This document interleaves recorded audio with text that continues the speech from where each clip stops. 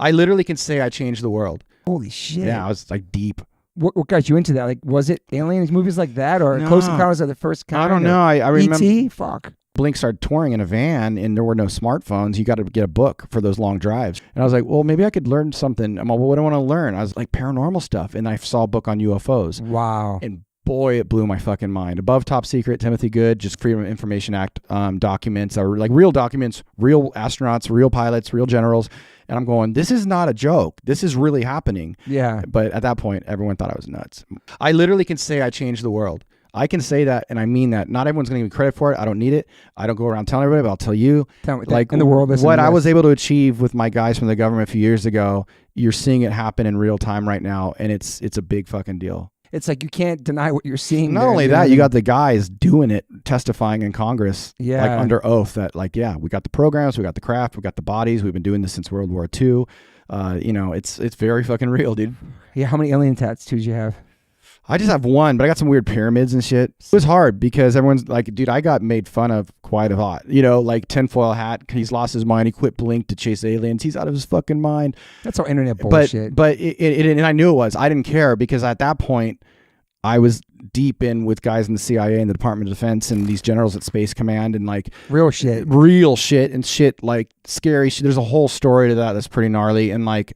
I was in way over my head and I was really nervous and I was in a lot of trouble for a moment. I remember this, yeah. So like it didn't matter what the Twitter was saying, No, dude. It was crazy. Like your phone shit, all that stuff. All that, dude. I had multiple days of very hard questioning by people in suits and shit. Like there's a lot to this story. Men in Black type shit? Just intelligence community shit. Fuck, dude. Yeah. Crazy, dude. Yeah. But I just want to say you were singing about, though, 1999 on that record, though, for the listeners who think there's some new shit for Tom. He's been talking about it. But you also launched To the Stars around that time. You're doing your own stuff there. Yep. The Academy of the Arts, the Sciences, fucking movies, books, TV shows. Yep. Everything, man. Like we fucking dived into it. We got UFO research over the year, 2017. That's crazy, dude. Yeah, well, you really dived into all that stuff. I did because I felt like I literally, that was the one time in my life where I felt like I was doing something for humanity. Some people go out and they join like an activist group, or they go out and they clean up water, or they go and feed, people that are in poverty. Like this is my version of what I thought I could do, because I really felt like to get this conversation started, which we did, was going to have a profound effect on the world and where we end up as a species. And it's not only about clean energy, but it's also about, the divide within different religious belief systems. And it's also about, just like transparency in government and just uniting the world to figure out that, hey, you might have dark skin and you have light skin, but we're all being duped and played here potentially on purpose to be apart from each other. And once you know the facts, it's going to fill in the models that we've all been wondering, like what's the theory of everything, of like why are we here and who are we and how do we go forward? That only comes with this subject. Because what you learn is why they're here and how they're here and what they're doing has to do with us as human beings and our consciousness. Yeah. They're not here to get gold. They're not here to take water. They're not here to take our souls, take our blood. Well, that's a different conversation, but that gets into some dark shit.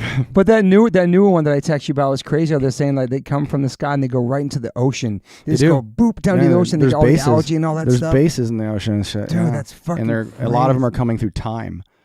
That's what's crazy. I never even thought about that until I saw the documentary. It was really interesting, man. Yeah, it's crazy. Some have been here. Some are coming through time. Some are something else.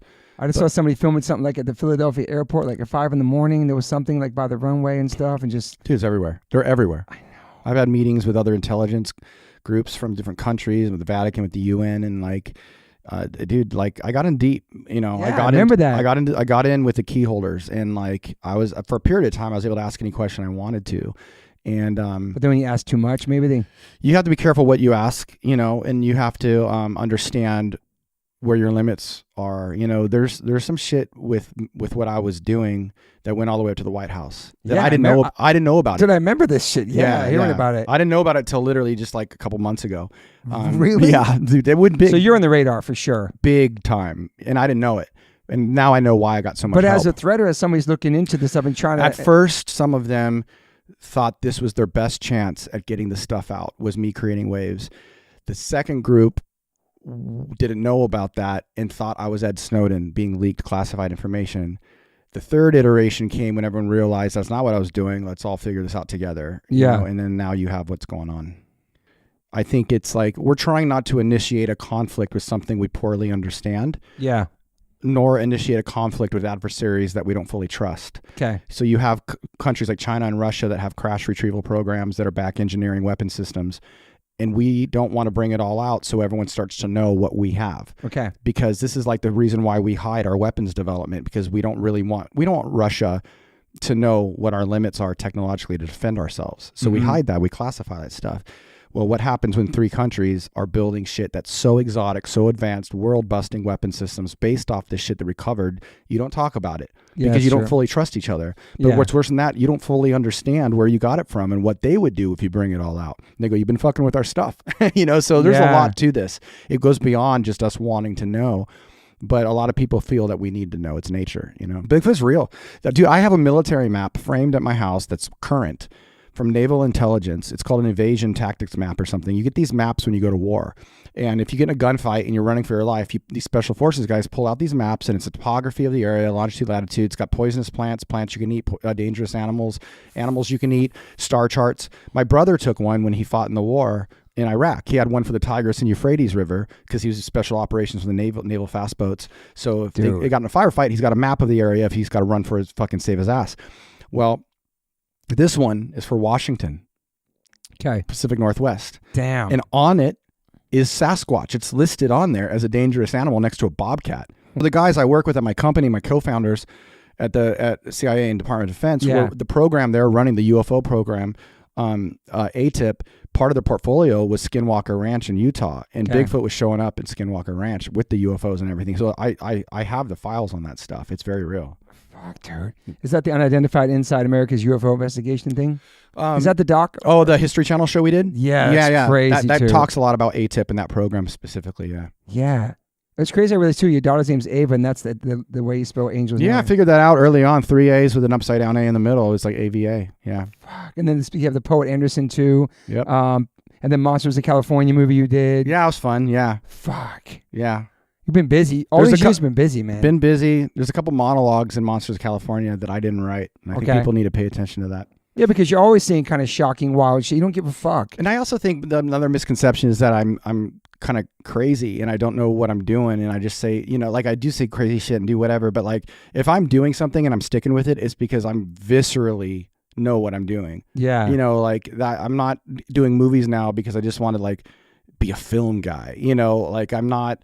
You're passionate about it. I'm passionate because I really feel I have a reason to do it. It doesn't mean that everyone's going to like it or something, or even if it's going to be seen as good, but I'm doing it because I have a very specific reason that's in my heart for it. Yeah. The UFO thing is like, I really want people to understand that life is a lot more magical than they think, and they're not stuck. And if we can change, if you look inward, you got to stop looking outward to change your life. It's an inward thing. And the reason it is because it's physics. It's literally a physics component. It's no different than saying, hey, I want to boil this water, so I got to heat up the water. And like, so if you have to know the mechanism, and that's what we're learning. So that for me is like, I really think I could change people's lives by that. In Angels and Airwaves is more like, I want people to start understanding positivity and hope, because there's a physics thing to that. And once you understand how it works, once you really understand how your brain works and what reality actually is on a quantum level, and what the government's trying to figure out how to tell people about this shit, I'm being dead serious. They don't know how to tell. We live in the Matrix. When you hear these people talking about like, we live in a simulation, we really do. Mm-hmm. And we're trying to figure out if that simulation is being bestowed upon us by a power greater than us, and like we're imprisoned in it, or if it's really like the fundamental architecture of base reality, but we are in it. Yeah. But it's malleable. It's unconditionally supportive based on your belief system. If you want to fucking hate everybody, it'll amplify that hate. And if you want to love everybody, it'll amplify that love. That's why you can pray over somebody and heal them. And I'm a Christian. But then all of a sudden someone that's in Islam can do the same thing. And you're like, well, whose God is right? It's not God. It's the way consciousness and the physics of the Matrix are. So you can do energy healing. You can do prayer. It doesn't matter. Shut your brain down and meditate. You're going to get what you want. And if you do good, it's more powerful than bad. But they both work, That's why I'm doing these movies. These movies are specifically about that. That's why I'm doing the UFO show with the government. It's to get the secret out of what reality actually is. And that's why I'm doing Blink, because it's a way to remember when you were a kid and you weren't weighed down by wars and CNN and like all these crazy shits and mortgage payments. It's like, keep that spark in you, understand how reality is, and surround yourself with hope and love, and you're going to be okay.